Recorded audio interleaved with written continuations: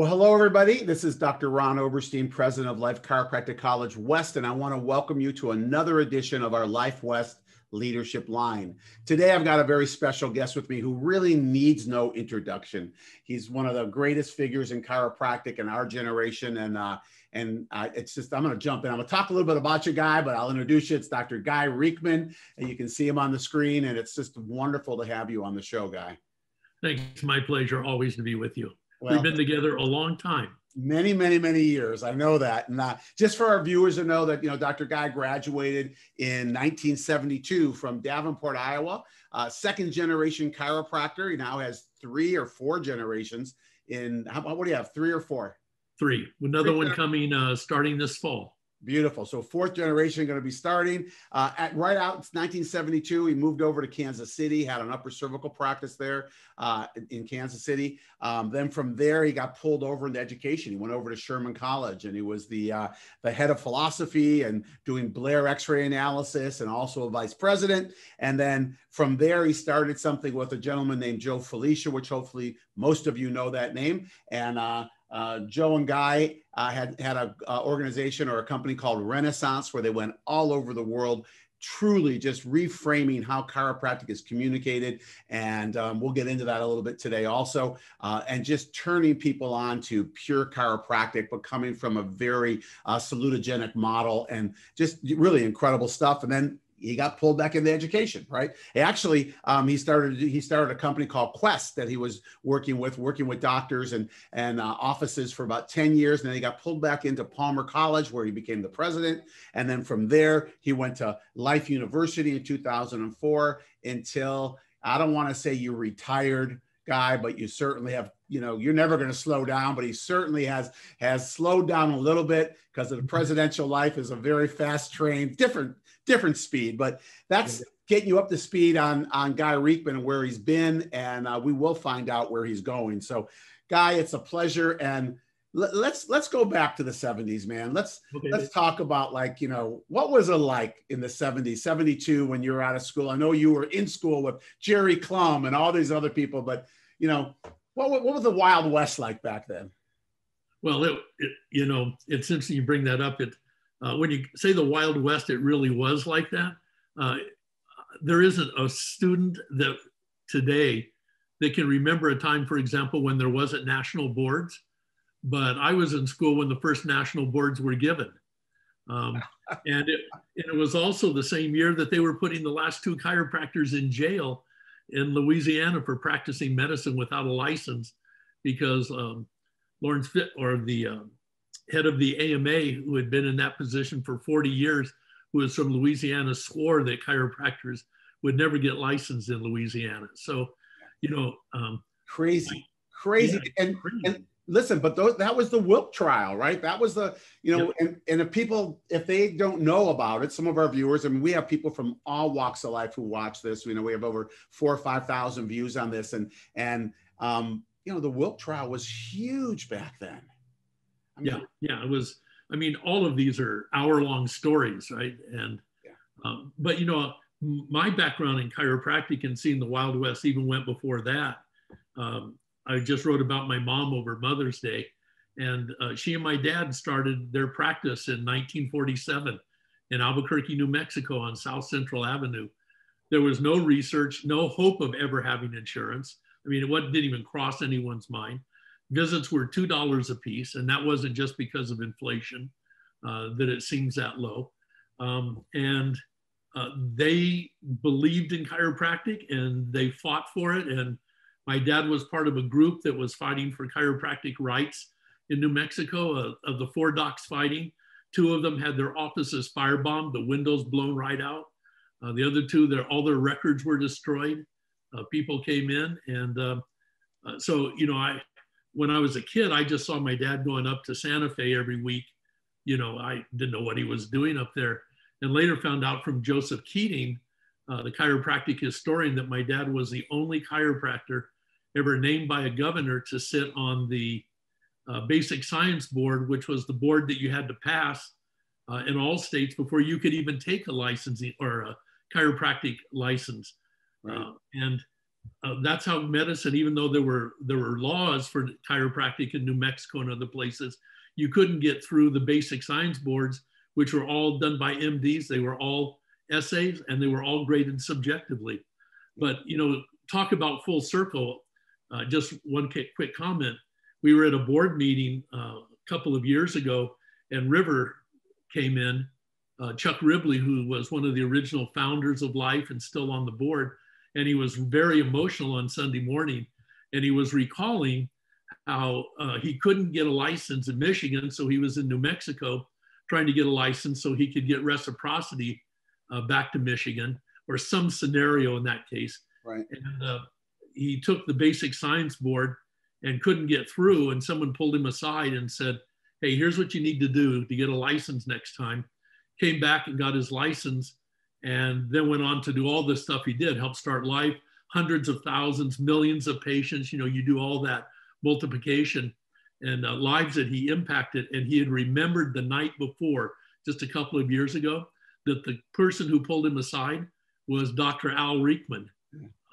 You know, so it's strange how these things go in full circle, but it was absolutely the Wild West. And, you know, chiropractors were, I mean, ACA and ICA were fighting, Palmer was fighting, national boards weren't in place yet, state boards, you had to go to every state to get a license. Right. It was a different time than it is today. It was. And when you really look at it, you know, Guy, it was kind of, I mean, you grew up a chiro kid, you know, and a lot of people might not know that, you know, you grew up, you know, with very principled parents and you know, I mean, probably to a little extent, if no drugs at all, depending if you had accidents or you were in the hospital or whatever, but, you know, and, you know, growing up back in the, you know, 50s, right. You know, like that, and 40s like that, it's, I mean, it's amazing to think that, you know, how it evolved as to watching your children, because your children are chiro kids, right? Yeah, my daughter and son-in-law are both chiropractors. Yeah, but they're chiro kids, just growing up in a family, right? And exactly. And that's what you did. I mean, it's just incredible. And I just want to honor your dad too. I know that, you know, your dad really, and your sister right now in New Mexico is kind of carrying the torch there. You know, she's the one who's up at Santa Fe all the time, you know, handling bills and doing things. So the Riekeman tradition continues in New Mexico, obviously, but it's in your blood, you know, and it's so cool that your family has really made a huge difference in this profession. Yeah. And, you know, New Mexico was the ground zero place where they were pushing to bring drugs into chiropractic. That was the spot, right? The number one spot. They know if they could get that through in New Mexico, and they thought they had it greased. And of course, ICA and some other people, Jerry Clem and I stepped in, and whatever contributions we made, we stopped it. Right. But to be honest with you, after the initial thrust, my sister got on the state board and was the head of the state board, and that's why they held the line there. So yeah, it's a lot of, you know, the stories they're the big stories like the Wilkes case, of course, but it's the little stories of the chiropractors who day in and day out went to jail, fought for chiropractic, you know, stood up against the drug cartels. I can tell you that in New Mexico, one of the reasons why that got killed was not because we were all there, but my sister was one of her best friends, and she grew up in the same church as the person who was the executive director of the American Medical Association in New Mexico. And it was their conversations behind the scenes, and having gone to the same church all those years, right, that had a great impact to do it. So to me, those are the real stories in chiropractic, and the real plea to, you know, don't think you have to be the head of an association to make a difference in chiropractic. You just need to be there every day, fighting, as John Lewis said, getting in good trouble and fighting the good fight. Absolutely. And, you know, it's interesting because Herbert Ross Reaver ended up being a very close friend of mine, him and Millie. And I remember him saying to me this, you know, Herbert, when you talked about going to prison and things like that, most jail chiropractor, right? You know, he didn't like to talk about it a lot. And part of the reason, it wasn't because it was anything bad or he had bad dreams, nothing like that. Part of it was, he told me, was that, you know, there's other people who also went to jail. And he felt that if it was all talking about him, they were negating these other people, right? You know, the people who also fought the war, right? And took the bullets. And there are so many unsung heroes in our profession. It's, we owe a debt of gratitude to them all, including your father. And it's just, you know, it's amazing when you start to hear about where we came from in how many short years, you know, 50, 60 years, right? It's just, it's amazing. Yeah. Yeah, and then you think about Herbert Ross Reaver and the influence he had on people. It was more than just that fight in Ohio. His nephew, who he influenced to become a chiropractor, went on to become the president of a chiropractic college and taught philosophy and is probably considered the #1 philosopher in our profession. That's David Koch. That's right. That's Very right. few people know that David is related to Herbert Ross Reaver. And that's why he's in the profession. It's so cool. I mean, it just goes on and on. Well, listen, let's talk about this because, you know, we have a historical viewpoint and then we kind of move in like, you know, we were all of a sudden, you were doing so much with Renaissance and Quest around patient communication, about how to frame this story of chiropractic from a standpoint of, you know, of human potential and all these things. And that's where I got it from, Guy, like just being in the seminars with you and Joe and listening to you guys in the Renaissance programs, right? Let's talk about that. You know, if I said to you about the evolution of patient communication and chiropractic, what would pop up for you? Well, strategically on the big level, Joe and I had a conversation decades and decades and decades ago that the quickest way to move chiropractic forward was to do it from the patient standpoint, not from the doctor's standpoint. Because let's face it, most doctors are going to give patients what they want when they come in. Yeah. So if the patient comes in and wants something bigger, then most chiropractors are going to provide something bigger for patients. So that was sort of the genesis of the strategy. But if you look back, I was just talking with someone the other day. When I was president at Palmer, I had a unique privilege of getting to go into the mansion, into BJ's mansion, where all the history was, including the 3rd floor, which nobody ever got to go to, right? And you go in there, one of the first things you see is a huge display of the original ads from right at the turn of the century for chiropractic. And you look at it, it's newsprint, right? And that was the technology of the day. And then you fast forward a little bit, BJ, you know, we always say, well, he brought radio and television west of the Mississippi, but he used to broadcast. He used the technology of his time to broadcast from the bell tower at Palmer. And it wasn't even just about chiropractic. It was about all sorts of things. Women's suffrage, for example, you can still, at least when I went there, you could still kind of see the faint paint left of having to do with women's suffrage. And then he brought WOC television, which is now the NBC affiliate, sits right across the street from Palmer College. WOC stood for the Wonders of Chiropractic. And Ronald Reagan's first job was for Dave Palmer as a sportscaster, right there in Davenport at WOC, right? And of course, the Palmer broadcasting empire became one of the huge broadcasting empires. And little do people know that Dave Palmer, for example, was one of the original pioneers in what we now call cell telephones, right? And that technology. And so, you know, we went from newsprint to radio to television.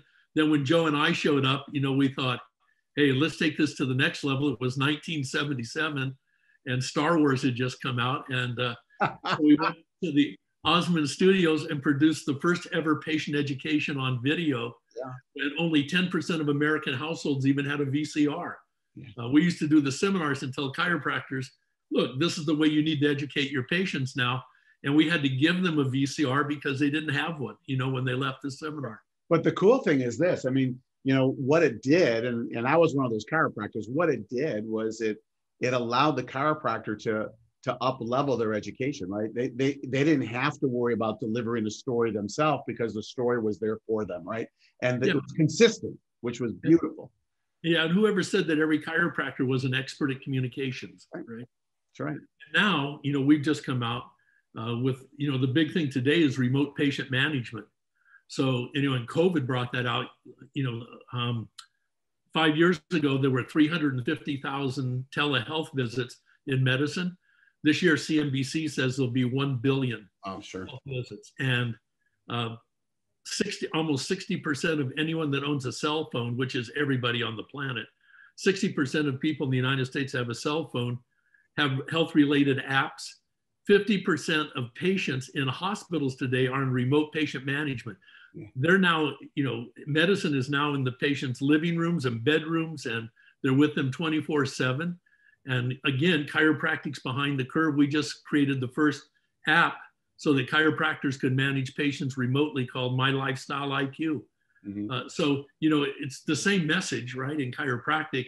And it's even advanced because now we have the opportunity of not only just educating them in office or out of office, we now have the ability to provide care and even be reimbursed for the most important thing we provide patients, which, even as amazing as the adjustment is, what's more important to me is the idea, the philosophy, the principles.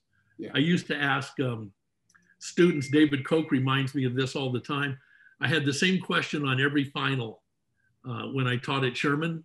And the question was, what's more important, the philosophy or the adjustment? And invariably the philosophy won out, because if you had the adjustment without the philosophy, people are going to be gone in a visit or two. If you have the philosophy, they'll find somebody on the planet to get them adjusted eventually if they really own it, right? So, that's right. Yet we haven't found a way to be reimbursed for our knowledge, and it's time that we do. I agree. And when you look at it too, you see that when people start to really understand the lifestyle, they start understanding what chiropractic is. It's very simple. We all know that. The saying used to be what? If you knew what I know, you'd want what I have, right? Or you want what I want, right? And it's really just having that communication, be able to get across. And when you start seeing the barriers, I think one of the issues that we have around the patient communication side is our branding, obviously, right? I mean, there's so many, yet you can go to a dentist and, there's specialties in dentistry, but, if I go to an orthodontist, I'm not looking for them to fill my cavities per se, but most dentists, general dentistry, you're going to get the same thing, right? And that's been one of our things that, in chiropractic for many, many years. How do we deliver who we are so the public doesn't have a misconception of who we are, right? Right. And, you started off with the first question about what changes have happened since 72. To me, the biggest change in the profession has been the movement from bones to nerves, right? Everybody in the 70s, 80s, even 90s was putting a picture of a spine on their business card. Today, finally, what we really are about, and what we were even dealing with the spine about, was the nerve system, the brain and spinal cord, the nerve system. And today there's obviously this transition away from neck and back pain, at least in my crowd, and this movement towards how do we allow people to have a neurologically optimum life. Yes, and centered life. A different game, right? It's a different brand. It is. It really is. And I'll tell you what, when I see the young graduates coming out, even my daughters, they've been, I think Lauren's been out for maybe 7 years or 8 years, I'm not sure, but their messaging is so different. When they came, when her and her fiance, now husband Matt, came to mirror my practice in San Diego, their messaging was like, they're talking brain, they're still talking, interference and subluxation, but they're talking it in such a different way. And we're like listening to it, Mary and I, and we're going, because we're still like, doing this, kind of deal. They walked in, man. They walked in. My daughter said, first they said, okay, we got to redo this up. Like, whoa. Slow down. Just slow down. Like one thing at a time. She goes, Dad, you got to get rid of those posters. I go, I've had those posters since 1981. And she goes, Exactly. It's like, subluxation kills and, that. Anyways, but their communication, when I talk to the students here, it's so amazingly concise. It's scientific, yet it's philosophical. They don't leave out innate, but they definitely put in, they're talking about the brain, they're talking about the communication pathways, they're not talking the hard bone on soft nerve, and people understand it. I mean, they get it, and it's beautiful, Yeah, we added up one time when I was at Life, we added up the number of hours the students spent studying bones, right? Bones, bone movement, bone, all of that. And then the number of hours spent on neurology, and it was shocking, the disparity. And one of the things we made a commitment at Life to do was to flip that conversation, not to minimize bones and how to adjust them, because that's the deal, that's the magic, that's the juice, but the understanding of what was happening and how to impact the nerve system, and that we are neurologists, not orthopedists, right? We've said that for years, but we never put anything behind it until the last decade or so. Yeah. And you know what, here at Life West, we're putting philosophy in every single class. So whether you're teaching, whether it's histology or it doesn't matter, our philosophy belongs everywhere and it works everywhere. We have an instructor, you would love the course. It's my chair of philosophy teaches, his name is Dr. Ankur Teal. He teaches the scientific validation of the 33 principles, and he rolls through on the scientific side of it. And, when you really study our philosophy, man, it is so deep and it is so strong. And you look back to D.D. Palmer's writings, and it's amazing, but that's why we're around, right? Because it's all built on truth. And when you talk about that and you see that we're around, let's talk about the future. We talked about the Wild West. We talked about, the educational process moving through. Let's talk about the future, in chiropractic, whether it's, I'm going to leave it up to you, whether we talk about the future in education, we talk about the future in practice, whatever it is, what's in your head right now when you see it, or your vision? Yeah. Like you, people have asked almost every seminar I've ever given, what do you think the future of chiropractic is? And in the old days, on a bad day, I'd kind of have a little bit of a downer. On an up day, I'd tell them something good. But the bottom line, it is going to be whatever chiropractors make it. And so, you have to go back and go, well, what makes the chiropractor? And that starts with education, without question. It's not the only thing, but it's a big thing. So how do I see it? We've actually designed the whole system. Let's say you and I were out to dinner and you said, hey, I'm interested in being a chiropractor. Let's say we're sitting in Kenosha, Wisconsin, and you go, I want to be a chiropractor. And I can't because I've got 3 kids and a spouse that's got a great job. And, I can't move to Atlanta, Georgia, or to the Bay Area. I'd say, here, I'd hand them my iPhone and say, fill this out. And they'd fill it out. And the next day they'd get a complete report on what they needed, their prerequisites. And the next day, Amazon would deliver all of their books. And the next day, they'd get a call from a remote patient management system or a coordinator that would talk to them about the process. And then they'd start, wouldn't be at the next quarter, they'd start the next day into their curriculum. And I'll give you an example of this in a moment. 70% of it would be done at home. They don't have to move their kids anywhere. The way we deliver education today is expensive. It's brick and mortar, which no one's going towards brick and mortar. I just read the American Banking Association said by the year 2034, there will be no branch banks anywhere left in the United States. Zero, none. People are ordering cars at home during the Super Bowl and they're being delivered, Carvana, the whole thing. So 70% of the education would be at home, online, and for about 70% of the cost. And there would be maybe 10 regional centers. And that would put people within a 3-hour drive of 80% of the people in the United States. One of the things our current education did was cut out the second career person, because they can't afford to move their family and do all of those things that you have to do. There'll still be the brick and mortar schools like Life and Life West, but this education will be different, and it can be anywhere in the world. We're going to see this model start first in Europe. There's no question about it.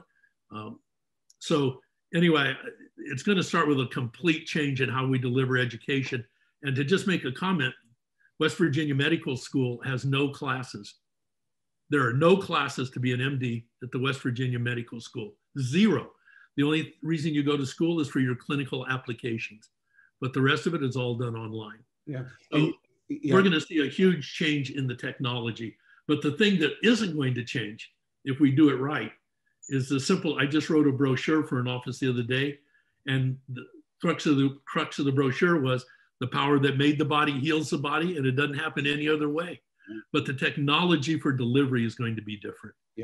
And I think our national associations are going to have to find a way. There's been a couple of attempts at this that haven't been successful, but they're going to move away from these, representatives and big conventions and all of that. And the average chiropractor via the internet is going to have access to saying where they want the profession to go. And so it's, if we don't embrace the technology, we're doomed. But if we embrace the technology, I think we have a way of spreading our message really in an interesting way around the world. and altering the future of humanity. Yeah, I 100% agree. And, you know, there could be people who are watching this and going, man, I just don't see that. And well, I have to tell you, no one saw electric cars 30 years ago. People thought about it, but the masses didn't. Cell phones. I mean, who would think that, you know, that everything you own, it's on your cell phone, as far as music, banking, you know, classes, podcasts, everything is just right in the palm of your hand. And you couldn't imagine that 30 years ago.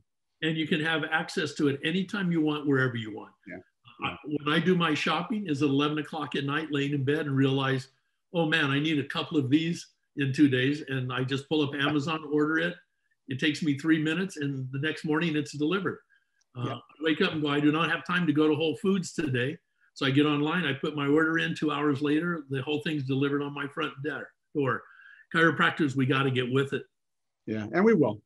You know what? We adapt very quickly once we get into the pool, you know, but for all professions, you know, it's just one of those things, be able to be an early adapter, right? Is you know, people there's fear around that, whatever we can call it. It's always been like this, but I will tell you this, and I think COVID has shown us this, that you just can't sit back anymore. You know, you got to move, you know, and crypto's doing that right now and everything else. It's just showing us that you got to move, right? I talked to a group the other day of chiropractors, and when COVID hit, they went to virtual consults. They didn't have one drop in their new patient numbers. Yeah. And I will tell you this too, as you know, I mean, all the chiropractors, I've been on the road, all the chiropractors we see, everyone had record years last year, you know, I mean, and that's even with, you know, March and April kind of deal, right? But they've just done so phenomenal because people are starting to wake up. You know, people are getting back to their passion of why they're doing what they're doing, like what you talked about, the philosophy of the adjustment, right? And when you have both of those there, it's just going to move mountains. Well, someone told me, a well-known person, I won't mention their name, but someone not necessarily in our philosophical camp, but told me the other day in a conversation that they have a national influence. And they said they watched closely during COVID. And they said, as much as we almost hate to admit it, the chiropractors that did well were those that had a strong philosophy and had been educating their patients for years. Yes, and it's true. It's true.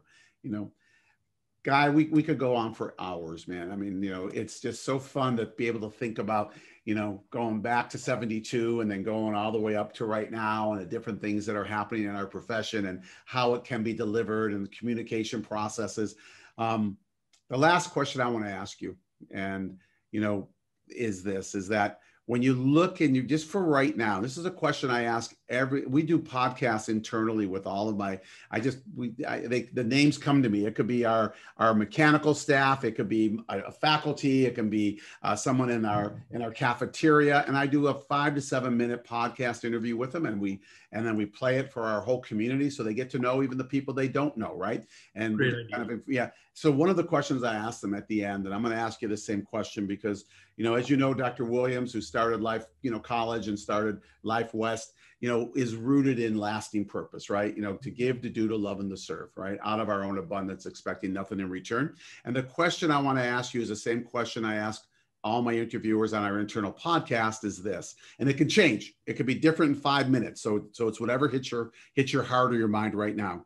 Out of those 4 words, give, do, love, and serve, which one resonates with you at this exact moment and why? Love. I think for 2 reasons. One, sort of historically, when I was at the birth of my first daughter, and she came down through that birth canal at that home office we had in Kansas City, Missouri. I had been what Aaron Spelling called at a wedding I was at one time, a dry person my whole life. And Aaron Spelling said he'd always put people into 2 categories, dry people and wet people. And he prided himself for always being a wet person. Mm-hmm. The day my daughter was born, I became a wet person. Mm-hmm. And it's got progressively better, I guess you'd say. Not worse, progressively better. Wetter. Hardly make it through most TV commercials these days. But one of the things I learned from her, and then I'll make it relevant to today, but one of the things I learned from her was that principle, one of the 33 principles, that the amount of intelligence and matter is always 100%, and always proportional to its requirements. And most people look at love and think, well, if I have this daughter and I love her 100%, when my second one's born, then I'm going to have to split that up. And the answer is you don't. Right. You can give each of them 100% because there's an unlimited amount of love in the universe, and it's always proportional to the kids that you have, right? The number of kids. Yes. And so the second part of it for me, my significant other now, who I've known for 12 years as a best friend and have been with for 5 years, and every day I get to wake up next to her and I go, wow, why did it take me 65 years to figure this out? And I never get out of bed in the morning without going, what do I need to do today so this person knows they're the most important person in my life? And I won't get out of bed until I know what I'm going to do to start that day, you know, that way. So the whole notion, you know, this, I don't want to get into it, it'd be another hour, but, you know, the issue of entanglement now in quantum physics, the two subatomic particles at distant locations can be having the same experience. We've known this in chiropractic. You get up and you go to work one day, you have a bad day, you fought with your spouse, you're getting reviewed by IRS, I don't know, you don't feel well. All the new patients cancel that day. We used to think it was just some kind of spiritual universal principle. We now know in quantum physics that all the patients are feeling that. Mm-hmm. And so if you're on a table and you're getting adjusted based on the concept of entanglement, and you are in that state of love, all of those, give, serve, love, and do, but in that state of love in that moment, the patient is actually having that experience while you're having the same experience. And BJ called it the adjustment was something special. That's right. So I would probably pick love. I think they're all equally important.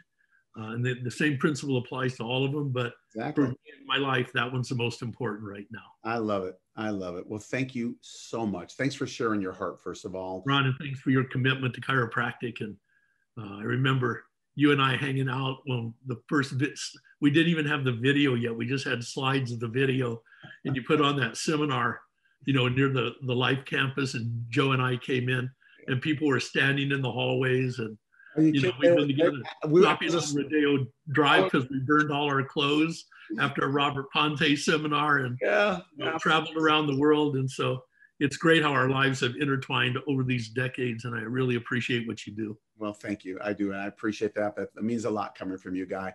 And I appreciate you likewise. And for all of our viewers, you know, Guy is a man who's got a big heart, and his vision is equal to the size of his heart. So I know you'll be doing great things as you continue. You're never leaving this profession. You just happen to be, you know, in a different seat right now. And I certainly know this guy that there are great things ahead for our profession, and it's because of people like yourself. So thank you for all that you've given, and thank your family for all that they have allowed you to give, you know, taking the time away. And I look forward to more coming at us, man. And we'll get together. We'll get together again in 6 months to a year and redo this, and we'll see where it's gone to then.